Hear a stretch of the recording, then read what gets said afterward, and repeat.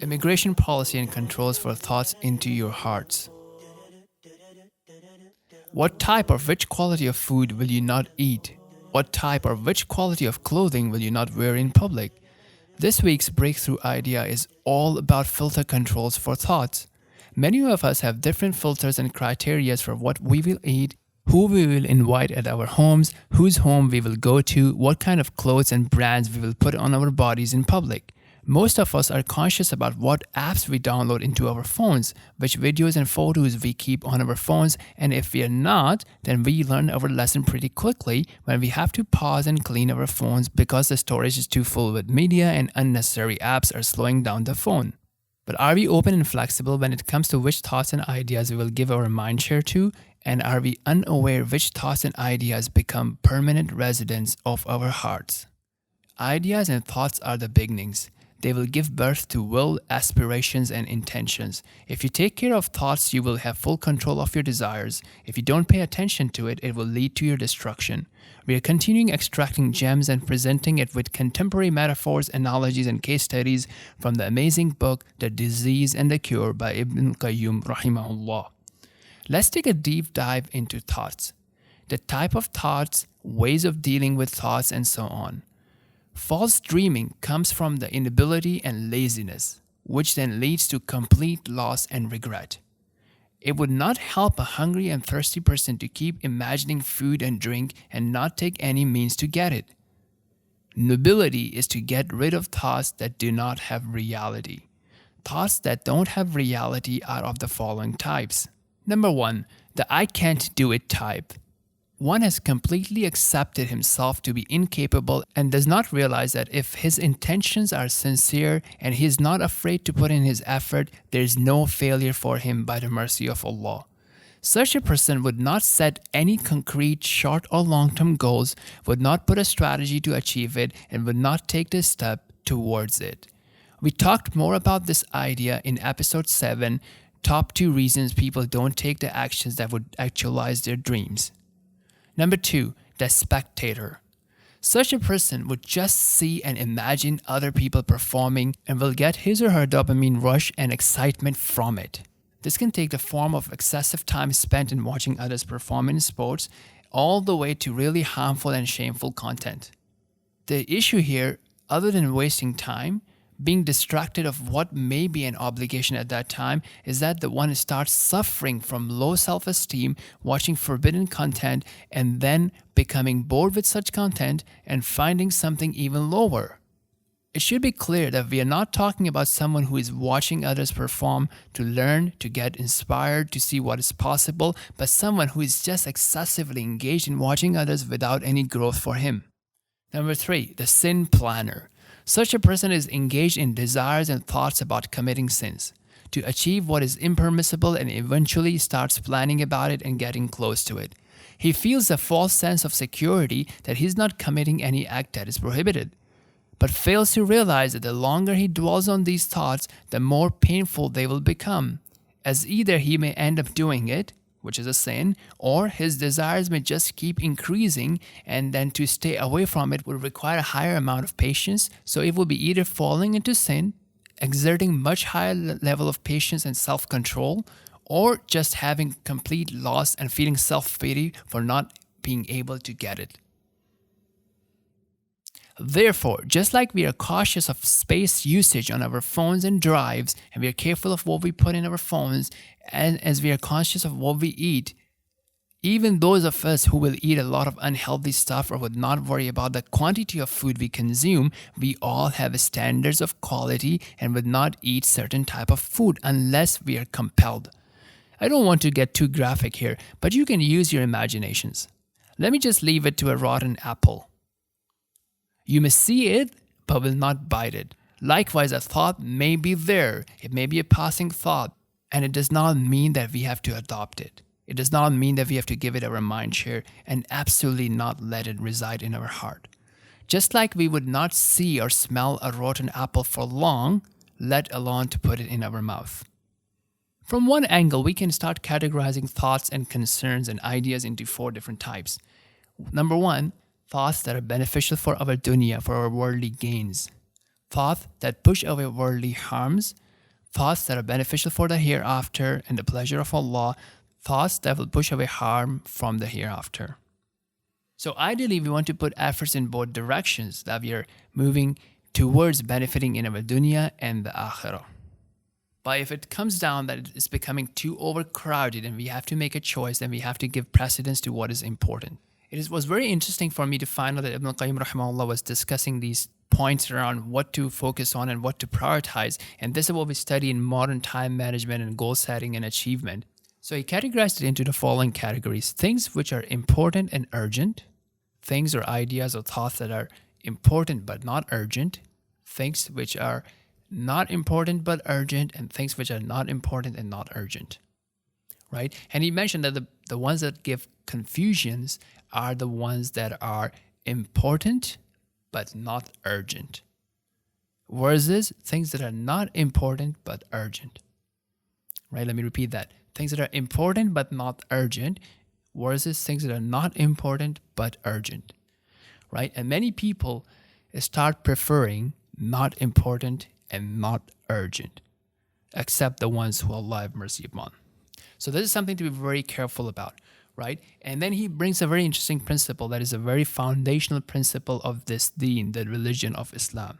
And he gives that principle was that we always give precedence to the greater benefit, right? So if we have two benefits, one is a greater benefit and one is a lesser benefit. If we have to take one, we'll always go for the greater benefit. We'll always secure the greater benefit.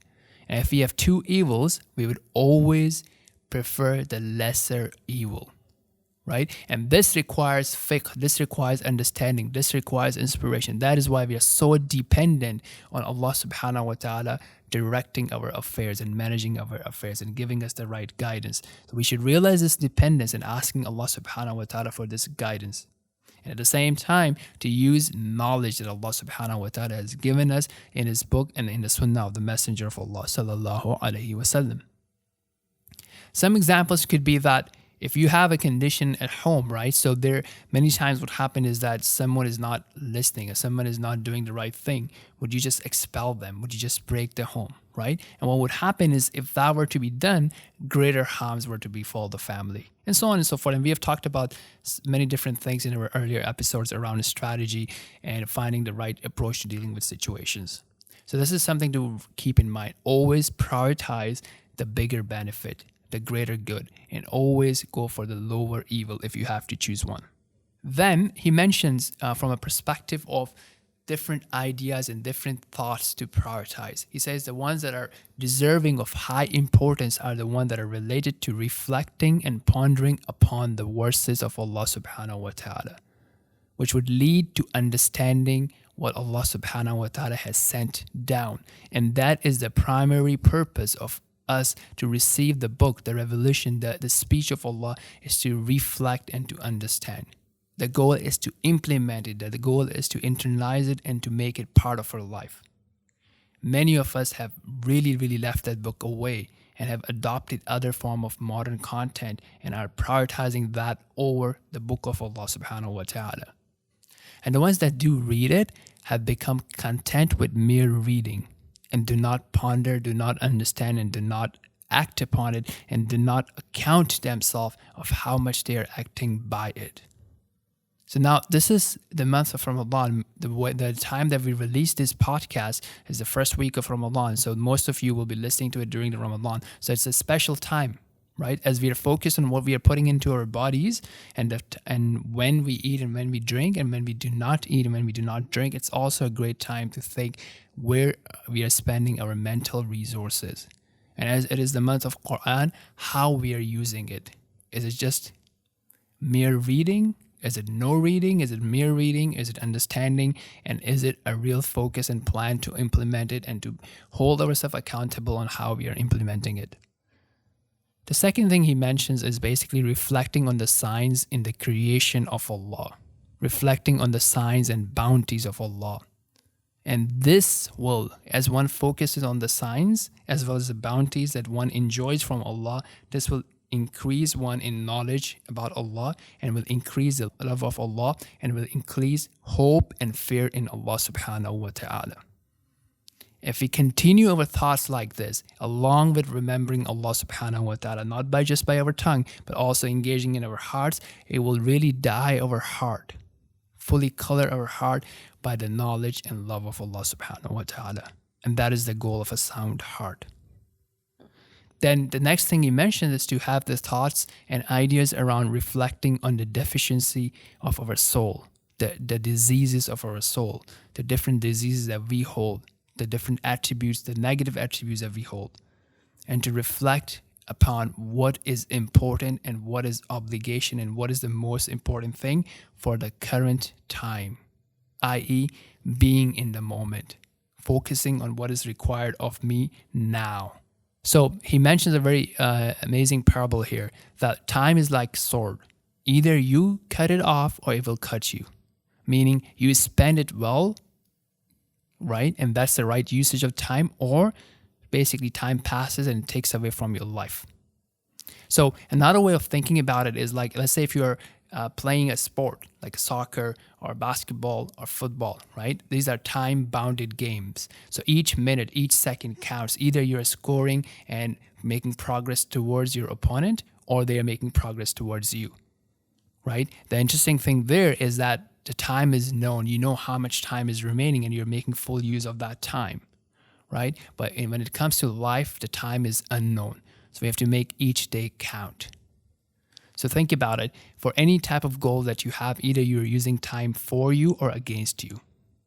Similar example could be thought about like if you have a very powerful car and you have a full tank of gas or full tank of petrol, now you have to use that wisely, because once the petrol runs out and you did not use the car wisely, the engine was on and it was running and the petrol was being consumed, but you were not able to get to where you wanted to get. Now, another angle of that is to realize not to be scared of ideas and thoughts, right? Some people can be very consumed by how can I have this evil idea and evil thought in my mind.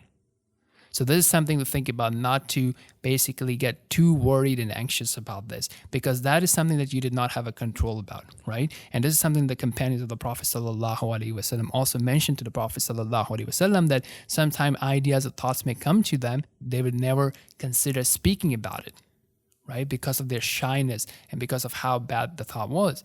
And the Prophet ﷺ then explained it to them, right? That this is something from the signs of Iman, that this is something that the shaitan is distracting them with.